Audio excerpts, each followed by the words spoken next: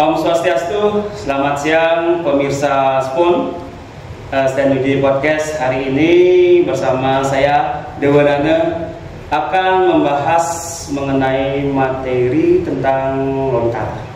Nah, bagaimana lontar itu bisa diterima di kalangan masyarakat, dan lontar pada saat sekarang sudah banyak ditinggal oleh kaum milenial pada saat ini. Nah, sekarang di sini saya bersama narasumber saya, yaitu Yogi. Yogi merupakan salah satu narasumber saya pada saat ini. Sedikit tidaknya beliau tahu tentang lontar. Oke, Yogi, selamat siang. Selamat siang, Dewa. Nah, sekarang nih, saya mau nanya sebenarnya banyak di kalangan teman-teman, di kalangan masyarakat mengenai lontar itu banyak orang-orang mengatakan bahwa lontar itu sudah ditinggal oleh kebanyakan orang, apalagi sekarang di zaman era globalisasi saat ini. Nah, sebelumnya beliau mau bertanya dulu, apa sih itu lontar yang notabene sampai ditinggal saat zaman sekarang ini? Baik, kalau ditanya apa itu lontar dan kenapa bisa ditinggal gitu. Mungkin kalau anak-anak zaman sekarang tidak ditinggal, mungkin mengenal saja belum gitu ya. Jadi mungkin yang jelaskan dulu, mungkin banyak yang belum tahu apa itu lontar. Kalau dicari sejarahnya, lontar itu kalau dilihat dari bahasanya itu terdiri dari bahasa ron dan tal. Kalau ron itu artinya daun, tal itu adalah tal, ya, bisa lontar. Dan di atasnya sudah terisikan dengan karya sastra seperti tulisan ataupun gambaran, itu baru disebut dengan lontar. Tapi banyak anak-anak atau teman-teman sekarang membilang bahwa lontar itu adalah pohon lontar, gitu ya, daun lontar. Padahal pohonnya itu namanya adalah lontar. Kalau di Jawa itu siulan. Kalau lontar itu yang sudah jadi, yang sudah ditulis. Itu sih secara umum pengertian tentang lontar yang saya pahami. Ya. Ingat teman-teman, lontar itu yang sudah tertulis. Kalau yang belum tertulis bukan lontar namanya. Apa? Masih daun lontar. Nah, terus tentang lontar sekarang, apa ada jenis-jenis lontar yang kiranya perlu kita ketahui? Kalau jenis-jenis lontar itu sangat luas, ya. Mungkin yang akan bagikan kepada teman-teman spon ya tadi. Kalau dilihat dari bentuknya, itu lontar itu ada 3 yang ketahui. Yang pertama itu ada lontar sastra. Jadi isinya itu khusus atau hanya memuat tentang tulisan saja, ya. Baik itu berupa aksara Bali, bahkan aksara Jawa juga ada. Itu yang pertama. Yang kedua ada namanya lontar prasi. Lontar prasi ini khusus hanya menampilkan visualisasi dari sebuah kejadian atau gambar, itulah. Jadi gambar pewayangan itu ada di lontar prasi tanpa adanya tulisan misalnya. Dan yang ketiga ada lontar gabungan. Jadi ada sastranya juga, ada gambarnya juga. Itu menggabungkan antara lontar sastra dan prasi tadi. Jadi secara umum dari segi bentuk ada 3 lontar yang dari ketiga lontar itu, ya, fungsinya sama, apa berbeda-beda kan? Setiap mungkin perbedaan atau kesamaan. Kalau berbicara fungsi, pasti setiap jenis lontar ada fungsinya masing-masing. Kalau lontar sastra biasanya digunakan untuk menuliskan tentang teori-teori, atau mungkin bahasa sekarangnya rumus-rumus, katanya rumus-rumus yang tidak perlu adanya visualisasi dalam mempelajari. Sedangkan untuk lontar prasi itu fungsinya untuk nanti mempraktekkan, atau misalnya gerakannya seperti apa. Jadi harus ada gambarnya di sana. Tapi pada zaman sekarang lontar prasi ini lebih ditekankan hanya untuk hiburan. Jadi untuk pajangan gitu ya, misalnya tentang penggalan kejadian perang Mahabharata, misalnya saat Arjuna menghadapi Karna, itu divisualisasikan lewat prasi. Kalau kita membaca saja kan kurang seru, harus digambarkan. Jadi itu fungsi di era sekarang ini sih.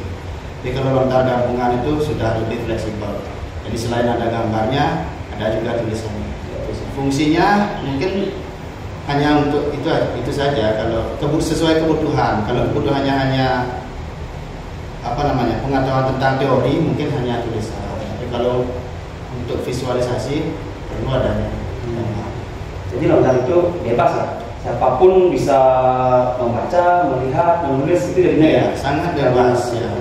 Tergantung kita, anak baru lahir pun kalau memang sudah ingin mempelajari dipersilakan. Bahkan ini tidak berbicara tentang agama, lontar itu media ya. Jadi mau agama apa di luar Hindu pun banyak. Bahkan presiden pertama kita adalah pembaca Bhagavad Gita yang sangat baik, walaupun beliau tidak agama. Jadi tidak ada sangkut pautnya tentang agama di sini. Ini pure tentang budaya. Tapi tulisannya harus tulisan bebas, tulisan Bali. Kalau untuk tulisan lontar, yang saya tahu sih masih tulisan Jawa dan Bali saja. Belum ada tulisan Latin disadur ke lontar. Tapi siapa tahu kedepannya saya tidak tahu. Ya. Terus untuk ciri khas dari lontar itu, biar semua teman-teman kita tahu, ciri-ciri biasanya kan takut, kayaknya kita melihat lontar tuh kayaknya sudah serem gitu. Artinya udah kayaknya penglingsir gitu. Kita yang di sini kayaknya takut, melihat aja udah takut kan. Ciri-cirinya ada sih yang harus, apa ada lontar yang memang untuk yang di atas atau kita di bawah gitu? Sebenarnya sih semua lontar sama-sama suci, sama-sama tidak boleh sembarangan. Jadi maksudnya sembarangan itu sekedar dibuka, habis itu ditaruh lagi, sembarangan itu yang tidak boleh. Kalau mau membuka terus dipelajari, saya rasa dimanapun asal tempatnya masih wajar, tidak harus di sanggah gitu ya, tidak harus di pura itu, di kamar pun bisa untuk membaca lontar ya. Dan untuk ciri-ciri tadi di ketiga lontar itu memang ada ciri-ciri khususnya. Kalau lontar sastra yang pertama tadi itu cara membacanya itu selai demi selai. Jadi lontar itu dibuka, dibalik gitu untuk membacanya. Tapi kalau untuk lontar prasi yang gambar itu harus berbarengan ditarik. Artinya misalnya satu gambar itu membutuhkan 10 halaman. Jadi harus ke 10-nya kita tarik. Baru kita bisa melihat gambar itu secara utuh. Jadi kita bisa lihat dari jauh saja, kita bisa lihat jika lontarnya sudah dibeberkan seperti ini, berarti dia sedang melihat lontar prasi. Dia harus ditarik sekalian. Beda dengan yang di awal tadi, bisa satu persatu. Nah, jadi seumpamanya sudah kadung kan, kita lihat lontar sastra ya, yang ada tulisannya. Kita langsung buka semuanya. Apa ada kayak kalau yang terjadi atau kalau yang terjadi sih tidak. Mungkin karena lontar prasi dan sastra dalam pengemasannya berbeda gitu. Jadi lontar sastra itu tidak bisa kita tarik sekalian. Ada memang kaitannya. Ya, harus dibuka satu-satu. Kalau ditarik ya nggak bisa. Jadi cara pembuatannya rakitnya memang beda. Kalau prasi itu kalau tidak salah di luar, di lubang lontar yang di luar itu diikat dengan tali. Kalau yang sastra di dalam. Jadi memang harus khusus dibuka satu. Memang dirancang memang. Bisa ditarik sekalian gitu ya. Itu sih cirinya kalau dari kita bisa melihat. Nah, seumpamanya ini,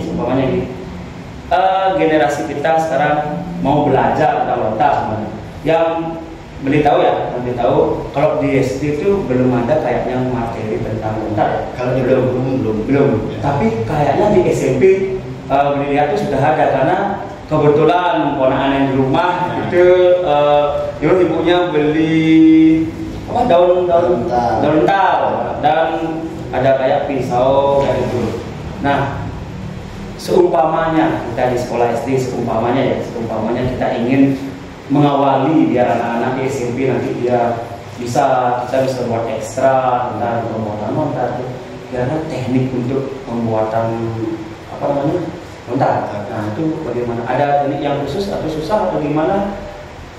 Baik, kalau untuk teknik tadi Leo kan sudah bilang kalau di SD belum diajarkan secara kurikulum ya, belum masuk kurikulum tentang pengenalan lontar. Tapi di zaman sekarang kalau kita baru mengenalkan lontar di SMP, kayaknya itu sudah terlambat. Jadi di SD walaupun di kurikulum belum ada, sebaiknya kita curi aja, sudah start ya. Setidaknya pengenalan saja lah dulu. Apa saja bahan dalam penulisan lontar, terus teknik-tekniknya seperti apa gitu. Kita sekedar pengenalan dulu. Syukur-syukur mau langsung terjun untuk melakukan, itu sangat bagus, sangat luar biasa. Makanya di SD itu tidak terlepas sekarang banyak lomba-lomba yang di kertas ya, tulisan di atas kertas, itu tujuannya adalah akhirnya pasti di lontar. Kalau Tiang dulu di SD, kebetulan Tiang juga sempat mewakili Kabupaten Gianyar, itu SD yang masih ingat yang kelas 2 SD.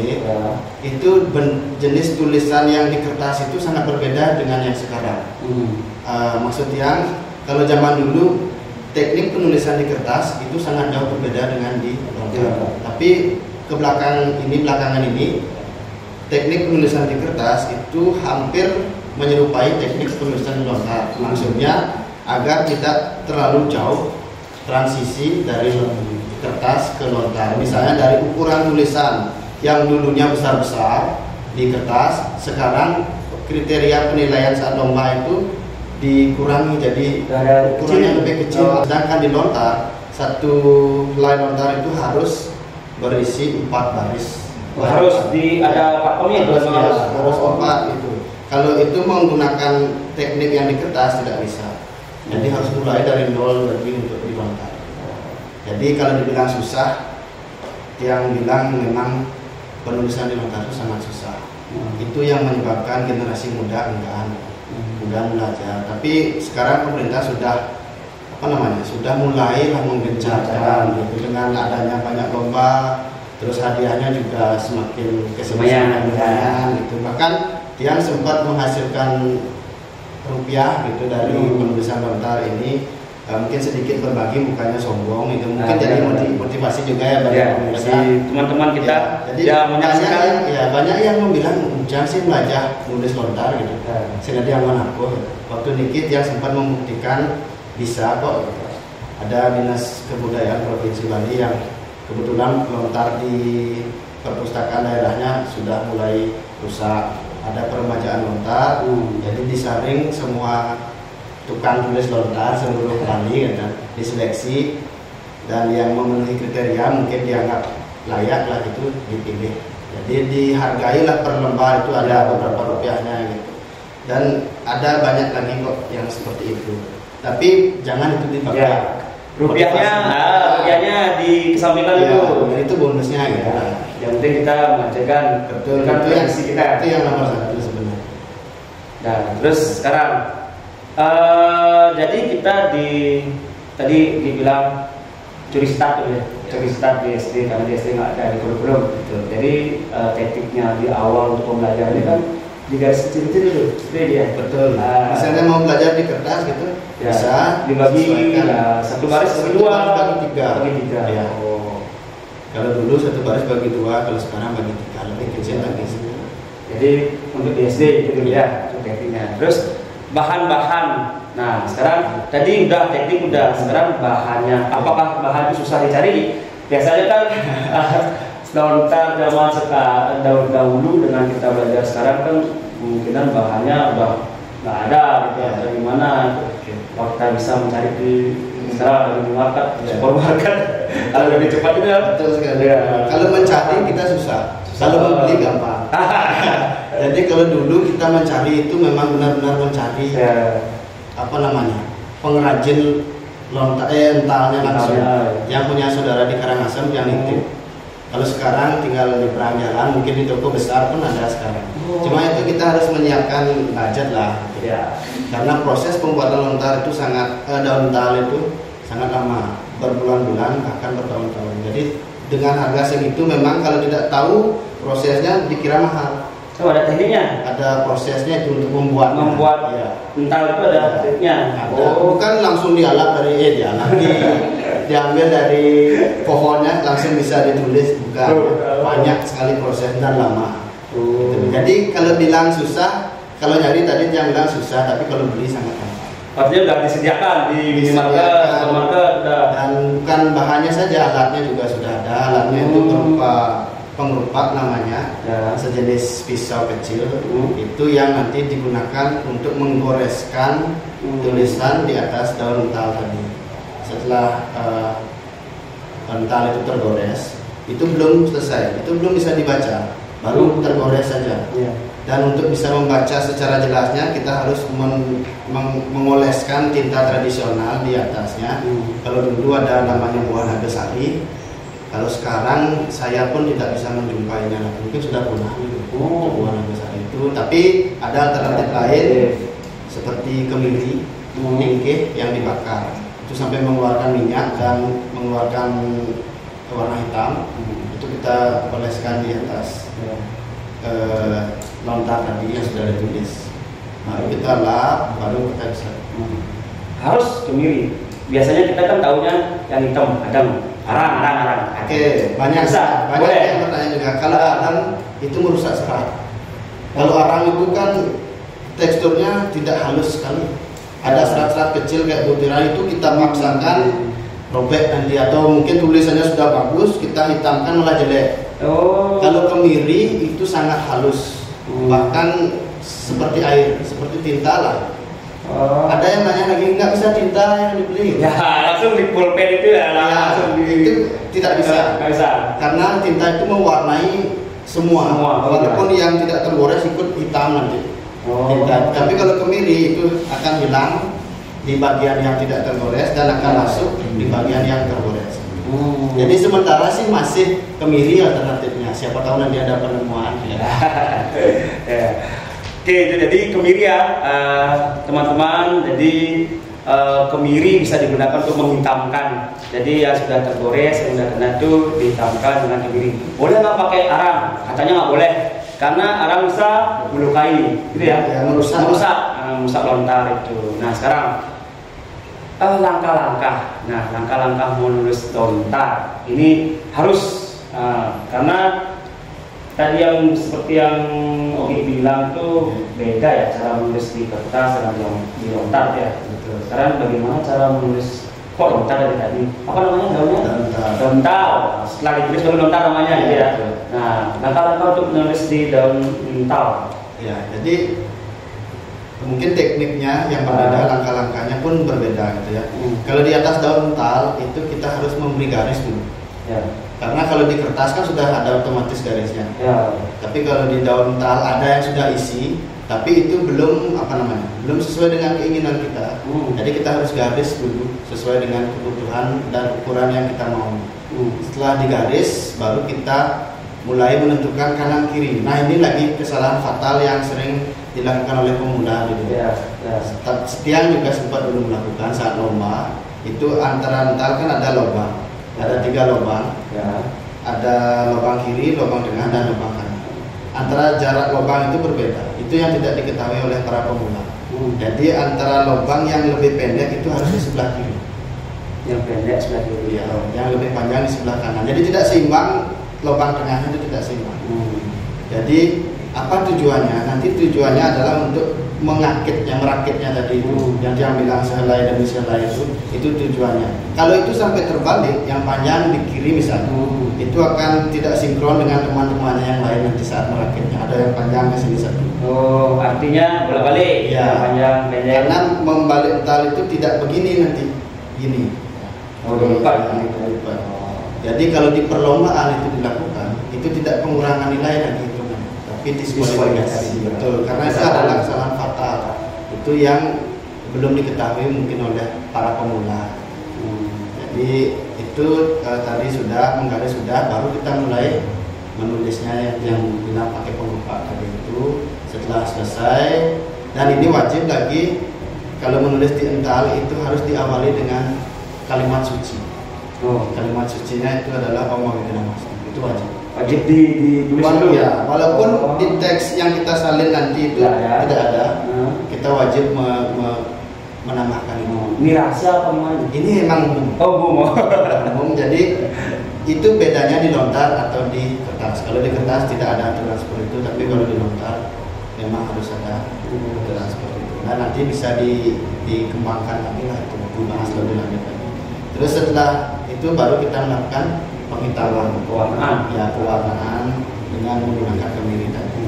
Setelah selesai, barulah kalau kita membuat sebuah cerita, itu misalnya sudah selesai satu cerita, baru kita menambahkan cakep namanya. Biasanya dibuat dengan kulit bambu yang paling luar, ngat ya. Ya, pokoknya di atas dan di bawahnya itu harus ada. Kalau sampulnya gitulah, kalau di buku itu sampulnya. Kalau itu namanya tutup dan di bawahnya wajib ada. Di atas di bawah. Baru diikat dengan benang tridatu atau benang lainnya, baru disimpis bolong untuk penguncinya. Mungkin nanti bisa jadi benangnya harus tridatu, benang bebas, benang tali gini bisa nggak? Tali gede ya. Kalau tali gede nggak fleksibel, dia nggak lentur dia. Kalau sisitan itu nggak bisa. Kan ini langsung penghubung untuk di dalamnya, lebihnya dipakai ikat. Ya kalau bisa sih tali kayak gelang-gelang ini lah. Yang enak digunakan lah. Jadi nggak harus kan? Harus. Nah, gini lagi. Kan lontar itu kan harus diukir, ditulis dengan pengerupak. Ya. Kalau seumpamanya ada daun lontar, setelah itu kita digaris. Setelah itu kita pakai bolpen, pensil. Apakah itu sudah dinamakan lontar? Kayaknya belum. Karena menyalahi prosedur. Harusnya kan untuk digores dulu, baru kita kalau menurut dia sih belum. Dia harus ada pengerupak, harus ada. Nah, sekarang ke tahap pertanyaan yang lebih luas nih. Jangan yang susah. Jadi kan ada cara, langkah, sekarang isi dari lontar itu. Karena kan kita sebagai generasi muda, kita bisa bilang anak kecil ya. Biasanya kalau lihat barang yang berupa kayak warisan, takut untuk membuka. Nah, sekarang apakah dari lontar itu isinya sih berkaitan tentang apa saja? Ya, tadi kan ada tiga jenis lontar. Apakah isinya berbeda-beda, isinya sama atau bagaimana? Kalau lihat secara isi dulu, kalau jujur tiang pribadi, kalau lontar yang lama, lontar kuno gitu, pasti bahasanya adalah bahasa Bali kuno. Itu yang bukannya takut orang membaca tapi tidak mengerti setelah dibuka, mereka tidak berani, tidak mengerti dengan bahasanya, jadi ditaruh lagi. Tapi banyak sudah lontar sekarang yang satu Bali, yang bahasa Bali lumrah itu disadur ke lontar, sudah banyak juga. Mungkin kita lebih ke pemilihannya saja. Kalau memang kita ilmunya sudah tinggi gitu, cari lontar-lontar yang memang sesuai kebutuhan kita. Tapi kalau masih pemula, sekedar pengenalan lontar, bolehlah pilih lontar-lontar yang bahasanya lebih ringan gitu. Kalau ditanya isi, lontar itu kalau yang saya tahu itu adalah tentang pengobatan. Ya, tapi mendalami saya belum. Itu ada namanya lontar Kusado Bali. Sekarang banyak dijumpai di museum di Gedung Kertio, ada di mana lagi, di Balai Bahasa juga pasti ada. Dan koleksi pribadi pun sepertinya masih banyak dimiliki oleh beberapa orang. Itu kalau dari isi. Mungkin karena mereka belum ngerti ya apa artinya tulisannya, cara membaca tulisan Bali gitu ya. Itu pemula. Ya. Mungkin bacanya sudah bisa, bahasanya. Ini apa sih artinya gitu. Tiang pun seperti itu. Kalau sekedar membaca lancar ya. Tapi kalau bahasanya sudah bahasa Jawa kuno, bahasa Kawi gitu ya. Belum sampai sana. Nah gini semuanya, sekarang kita mau belajar ya, kan anak-anak sekarang mau belajar tentang bagaimana menulis lontar yang benar, bukan yang baik ya, tapi yang benar, tapi yang baik dan benar. Nah sekarang kalau kita seumpama di lontar, sedangkan anak-anak di zaman sekarang itu bukan susah sih, kayaknya kurang dengan tulisan Bali gitu ya. Betul. Kayak dia sebagai guru lebih gede nilai bahasa Inggrisnya daripada bahasa Balinya gitu. Betul. Sekarang kan di lontar tuh harus menggunakan bahasa Bali gitu ya. Iya, pastinya bahasa Bali. Terus Oke lah, kalau tulisan Bali yang kuno Bali apa namanya yang sudah aksaronya sudah banyak gitu ya. Nah tapi kalau kita ingin belajar, biasanya kita imimi meli jaje itu seumpamanya kan hanya untuk belajar kan bisa ya? Bisa, sangat bisa. Tidak ada tulisan Bali kuno, tidak ada tulisan Bali modern. Yang ada hanya bahasanya yang bahasa Bali kuno. Kalau aksaranya dari zaman dulu seperti itu. Kecuali kalau bisa bicara bahasa Jawa, tulis Jawa ya beda. Kalau tulis aksara Bali dari zaman ke zaman memang seperti itu. Belum ada perubahan. Yang membedakan adalah seninya. Ya. Jadi kalau mau menulis ini, menulis apa tadi? Jaje, mau belajar di lontar silakan. Sah-sah saja ya. Nanti itu. Tapi kalau bisa ya lontarnya jangan yang ini berkaitan dengan mengirit sih sebenarnya. Karena kita walaupun bisa membeli, tapi proses pembuatan lontar itu yang susah. Jadi kita jangan baru pakai satu lontar udah dibuang. Manfaatkanlah kalau hanya untuk melemaskan tangan, satu lontar dibolak-balik bisa. Jadi ingat, jangan takut dengan penulisan lontar. Jadi kalau kita ingin belajar, bebas apapun yang kita ingin tulis. Anda cerita boleh kan? Anda cerita biar apa namanya? Biar tangannya lemes untuk menulis di lontar ya. Terus sekarang kalau seumpamanya ya kita belajar kan bebas-bebas saja ya. Kalau di SD kan belum begitu, tapi kita beri sekitar kalau emang durasi kita untuk belajar tuh kurang lebih lama ya. Pengalaman kita berbagi pengalaman aja sih. Kalau pengalaman dia itu sering tapi sebentar. Ya, bukan lama tapi sekali. Misalnya satu hari, misalnya 5 menit cukup. Tips nih. Nantinya 5 menit lagi. Jangan full sekarang 2 jam, besoknya kapok. Mending sekarang 10 menit, besok lagi tambah 20 menit gitu. Yang penting sering. Walaupun sebentar ya, yang penting intens. Jangan sekali lama, besoknya enggak. Seminggunya baru gitu, jangan. Karena menulis aksara Bali dimanapun itu, kalau berbicara lomba ya, misalnya latihan 1 tahun nih full, 1 hari aja keren, besok udah beda. Warnanya lagi 2 harinya sudah beda lagi. Minimal 1 kalimat lah menulis setiap hari, itu tipsnya kalau mau belajar. Jadi kalau kayak seperti yang kelas 1 ya, kelas 1 kan harus nulis. Ya pun kita udah jadi guru, semuanya ya belum bisa ya harus seperti itu, belajar lagi. Jadi seperti itu ya. Terus, nah pernah nggak melihat atau mengalami masalah-masalah yang terjadi atau kendala pada saat kita ingin menulis lontar? Karena ini gini, biar teman-teman juga tahu semuanya. Apapun yang kita lakukan pasti ada kendala, masalah. Nah, biar tak menjadi ketakutan, salah cepok, betul naik. Nah, kayak seperti itu. Ada pernah lihat kendala? Kendala saat saya menjadi pelaku ada. Yang tadi yang bilang itu prosesnya sangat lama. Untuk latihannya sangat butuh kesabaran. Tapi karena tiang motivasinya mungkin dulu tinggi ya, karena jemaah udah ingin lomba. Awalnya kan di kertas, yang sudah bisa lah ikut lomba. Terus di SMP sudah tidak ada lomba di kertas lagi. Langsung harus kalau mau ikut lomba harus pindah ke lontar gitu. Jadi lontar. Jadi mau tidak mau dipaksa harus belajar itu.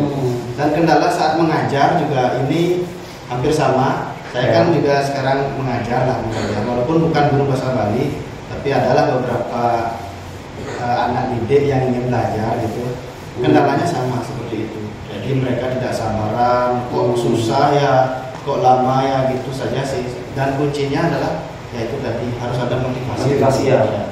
Kalau memang dia ingin sesusah apapun pasti akan dilakukan. Mungkin nggak seperti zaman sekarang HP ya. Kalau HP kan hiburannya banyak. Betul. Artinya satu HP bisa mencari berbagai macam sosial media, games. Kalau lontar kan itu aja, mungkin kejenuhan itu yang membuat ya. Mungkin itulah susahnya kalau berbicara modernisasi dengan tradisi. Memang keduanya ini sesuatu yang berbeda. Tapi kalau kita bisa satukan itu, misalnya lontar, kalau dulu kita bisa lihat hanya di atas daun tanya saja. Sekarang kita bisa lihat di perpustakaan digital juga ada juga lontar banyak itu ya. Tapi itu dah jeleknya tadi. Ya. Berarti buat tepuk di digital sih perlu belajar yang asli itu. Padahal itu yang penting. Padahal itu harus tahu juga. Gitu. Itu ada dua mata pisau ya, dibilang ada jeleknya, ada bagusnya juga. Itu aja sih kendala yang hadapi dan mungkin teman-teman juga sama kendalanya. Nah, terus kendala. Contoh gini, itu kan pengupahan ya. Pengupa, nulis, kena tangan, keluar darah. Aduh, belum mandi lainnya. Ada. Kapok. Ada. Mungkin bukan karena dia nggak mau, karena cedera memang ya. Karena lontar itu 10 jari kita harus bermain. Yang 4 ini untuk tatakan lontarnya, yang justru yang jempol yang kiri yang menggerakkan pengupa. Adina tangan ini semua bekerja. Ya, semua berperan. Ya. Jadi kalau sikap itu adalah sikap seperti Trisandra seperti ini. Kita balik. Nah, seperti ini. Jadi kalau satu saja tangan kita terluka seperti video bilang tadi sudah mengurangi performa gitu ya. Jadi kalau yang baru belajar apalagi sudah cedera, ada yang nanti aja. Dan banyak yang takut nulis lontar itu tidak bisa diperbaiki. Kalau di kertas salah bisa stipu. Gitu ya. Kalau di aksara di lontar salah, geng ulang dari awal. Banyak yang takut. Itu masalahnya, itu kesalahannya. Mungkin kesalahannya. Itu salah persepsi. Dari yang berpikir seperti itu. Padahal ada teknik untuk memperbaiki. Kita harus mengulang dari awal. Jadi anak-anak takut itu karena itu tadi. Salah di tengah-tengah misalnya harus mengulang. Padahal ada tekniknya. Dari awal. Bukan mengulang dari awal. Tapi ada caranya dengan mematikan huruf. Jadi satu huruf itu diberikan suku dan ulu. Kan tidak bisa dibaca. Jadi itu sudah salah. Artinya kita pemahaman kita tentang menulis aksara Bali gitu harus didalami. Iya. Karena itu lebih ke teknik lontar, penulisan lontarnya sih. Kalau seperti itu di lontar. Kalau di kertas kan bisa dihapus, bukan bisa stipu gitu kan. Kalau di lontar begitu tekniknya. Artinya kalau yang membaca kalau udah tahu, sudah ngerti. Harusnya udah tahu. Ini kuncinya ya, pemirsa. Jadi jika ada kesalahan, jadi harus dimatiin tuh hurufnya, dimatikan tuh hurufnya, nanti bisa nyambung lagi. Bisa nyambung lagi sesuai yang ngerti. Jadi nggak ada stipu, nggak ada penghapus, tidak ulang dari awal. Nggak benar. Karena yang ditakutkan kan itu. Udah pocong main udah hampir selesai. Nah sekarang karena kita sudah ada di zaman era globalisasi ya, apakah modernisasi ini mempengaruhi kurangnya minat generasi muda saat ini untuk menulis lontar ya? Karena sekarang gini nih,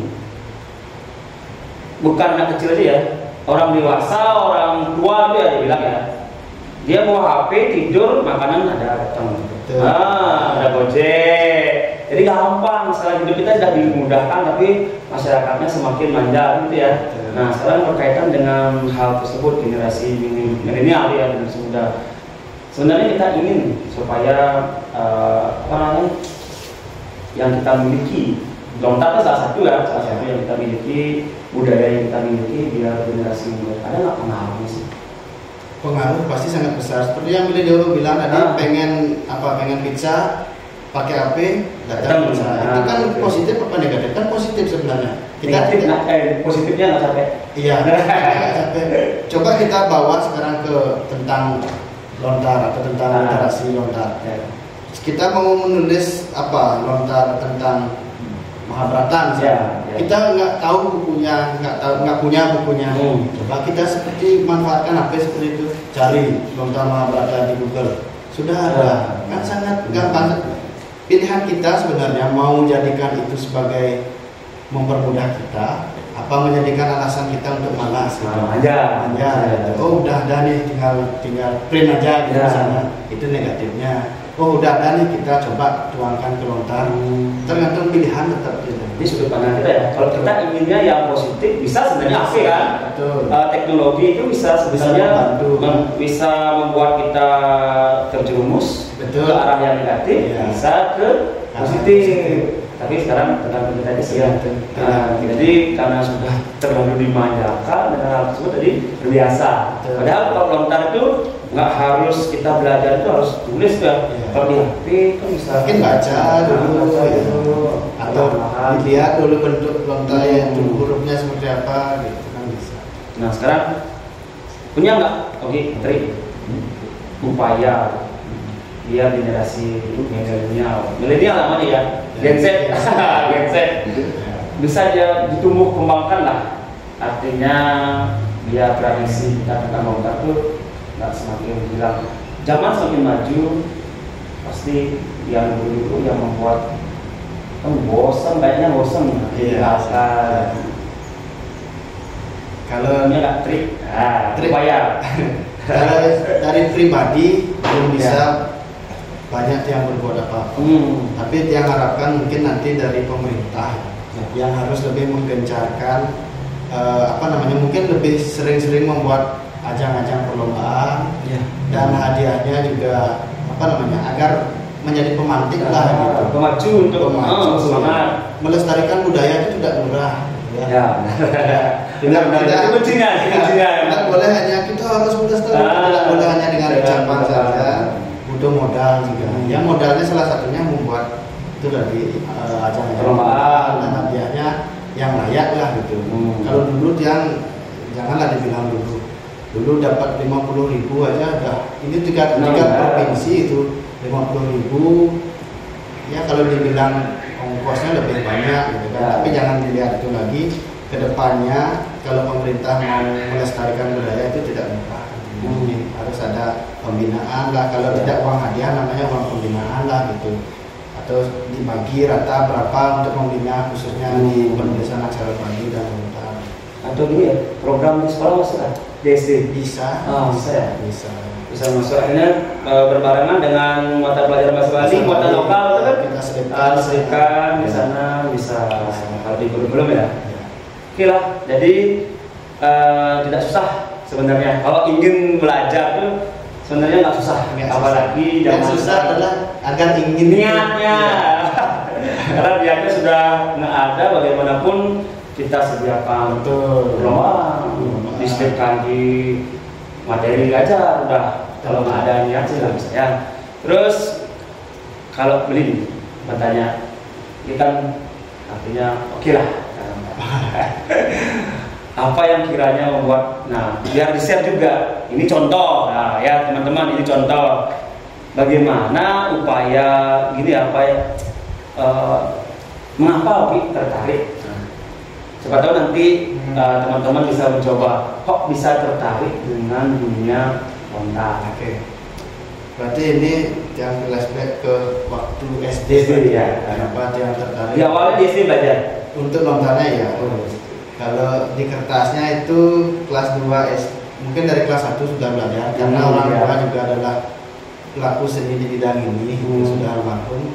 Jadi beliau guru pertama saya menulis aksara Bali di kertas. Itu kelas 2 SD, dia ingat sudah mewakili Kabupaten Gianyar di provinsi ya. Dan yang ingat pada saat itu musuhnya semua kelas 6. Kelas 2. Tapi belum sih bisa berbicara banyak pada saat itu. Itu pertama. Terus kenapa bisa tertarik ke lontar? Yang bilang tadi itu tuntutan. Karena di SMP sudah tidak diperlombakan lagi untuk yang di kertas. Mau tidak mau harus upgrade media dari kertas ke lontar gitu. Jadi daun. Jadi intinya apa ya? Situasi lah yang membuat saya tertarik dari. Intinya cinta dulu dengan aksara Bali, mau medianya apa itu pasti akan otomatis mengikuti. Karena Niki untuk pribadi dia kalau sudah misalnya sehari-hari kerja capek, sakit kepala, menulis aksara Bali 1 kalimat aja bisa menghilangkan pusing itu ya. Kalau sudah sampai seperti itu, itulah yang namanya sudah cinta dengan khususnya aksara Bali sih kan, kalau dia. Jadi gini, kalau di sekolah SD itu kan semua mata pelajaran itu, bukan semua sih, artinya muatan lokal tuh dibebani ke wali kelas gitu ya. Betul ya. Mungkin karena wali kelas itu ya, jadi harus pintar-pintar. Kalau memang kita ingin membudayakan atau ingin kita mempertahankan, melestarikan, jadi harus dari gurunya pertama yang harus cinta dulu. Harusnya itulah yang harus diperbaiki ya. Ada khusus emang ada guru yang memang menguasai. Kalau memang dibebankan ke wali kelas yang rasa tidak maksimal. Mungkin wali kelas teorinya tahu ya, teori penulisnya tahu, tapi kalau disuruh coba contohkan Bu Pak gitu ya, mungkin agak kurang. Kalau dulu kan memang ada khusus guru yang memang benar-benar di bidangnya. Kalau sekarang mungkin itu bisa diperhatikan lagi. Sekarang kan masalah biaya. Kalau kita berani mendatangkan, artinya kita harus berani untuk nggak sekedar lah ya. Jadi untuk sekolah-sekolah anggarkan dari dana bos, dana komite misalnya. Bisa. Itulah yang bilang tidak gratis untuk melestarikan budaya itu memang sangat, kita bisa bilang mahal. Kalau kehilangan itu jauh lebih mahal. Iya, benar. Kita harus melestarikannya dari sejak ini ya. Terus kesulitan dalam menulis lontar. Kita udah sering kan? Ya itu berarti kan kalau di awal memang sulit. Sekarang kan udah kayaknya udah apa? Kita juga. Kan masih ada. Di satu hari yang tidak nulis, besok sudah kekeh lagi tangan. Jadi harus misalnya ada kayak waktu ini ada job gitu ya. Tidak langsung yang mengambil itu. Latihan dulu. Latihan lagi. Ya, latihan dulu satu hari lah. Baru yang berani lagi untuk biar nggak salah produk orang nanti yang buatkan ya. Harus latihan dulu karena udah lama misalnya tidak latihan itu kesulitannya, tidak boleh berhenti. Jadi disuruh ada job, terus udah dikasih tuh selanjutnya ya. Dikasihnya dalam bentuk teks Latin. Tulisan Latin. Jadi dia menerjemahkan, menyadur sih, bukan menerjemahkan dari Latin ke Bali, tapi bahasanya tetap misalnya bahasa Inggris misalnya, tapi tulisannya tulis Latin, bawa ke aksara Bali, tetap bahasanya bahasa Inggris gitu bisa. Dengan bahasa Bali, dengan tulisan Bali, bisa. Iya bisa. Coba. Itu misalnya. Kalau orang membaca tuh Inggrisnya, iya. Bahkan banyak yang tamu-tamu ya, bule-bule Belanda yang lebih antusias untuk membuatnya mengasih proyek ini. Karena di Belanda jauh lebih maju pendidikan aksara Balinya dibanding di Indonesia. Bahkan di Bali S3 bahasa Bali ada di Belanda. Karena mungkin dulu ya kalau ada lebih lengkap di sana. Naskahnya. Jadi ditulis dalam tulisan Bali, tapi maknanya bahasa Inggris. Nah itu yang tidak. Kok maknanya? Ya maksudnya itu contoh dari bahasa Inggris. Maksudnya bisa tidak mengubah bahasanya, yang cuma mengubah tulisan Latin ke tulisan Bali. Bahasanya bahasa Sanskerta gitu biasanya. Yang dia sendiri tidak tahu artinya. Nanti biarkan yang ini menilai sudah benar. Apakah ini merupakan pengalaman ini? Apalagi ada yang lebih unik tadi. Kalau nyadul unik dari bahasa Inggris, bahasa Latin. Apa sih dulu pernah kayak fotokopiannya itu hilang. Artinya kosong gitu ya. Yang bingung harus membuat apa. Tapi itu tidak sih masalah. Yang konfirmasi lagi kepada yang memberi naskah. Ya dikosongkan saja gitu. Artinya itu sudah ada persetujuan dari yang memberikan. Jadi fotokopi maksudnya? Kan dia dikasih teksnya berupa kertas. Ya, kertas kopi, berupa buku. Jadi mungkin itu hasil fotokopian dari teks-teks yang aslinya. Jadi agak buram tulisannya. Yang tidak bisa baca. Itu yang agak panik apa tulisannya. Tapi yang konfirmasi lagi. Akhirnya dikasih tahu lah ya, jangan kau usah ditulis bagian itunya. Jadi ada yang disuruh ngapain itu ada di sini belum. Dibakar dikit biar agak lama-lama ya. Nah sekarang Wiji, yang sangat-sangat yang membutuhkan itu. Pesan untuk generasi muda untuk saat ini meningkatkan minat mereka terhadap yang namanya lontar. Pesan lah apa? Bisa lagi yuk.